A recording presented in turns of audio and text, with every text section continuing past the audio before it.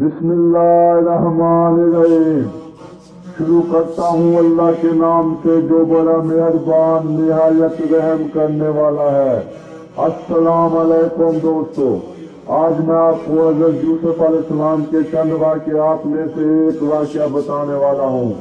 حضرت یوسف علیہ السلام جب مصر کے بازار میں لائے گئے، اس زمانے میں مصر کا بادشاہ عیان ابن ولید امریکی تھا اور اس نے اپنے نام سلطنت کثفیری مصری کے اقتدار میں دے رکھی تھی۔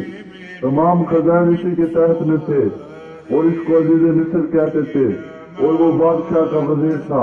جب حضرت یوسف علیہ السلام مصر کے بازار میں بیچنے کے لیے لائے گئے تو ہر شخص کے دل میں آپ کی طلب پیدا ہوئی اور خریداروں نے قیمت بڑھانا شروع کر دی تاکہ آپ کے وزن کے برابر سونا اور اتنی چاندی دے سکے۔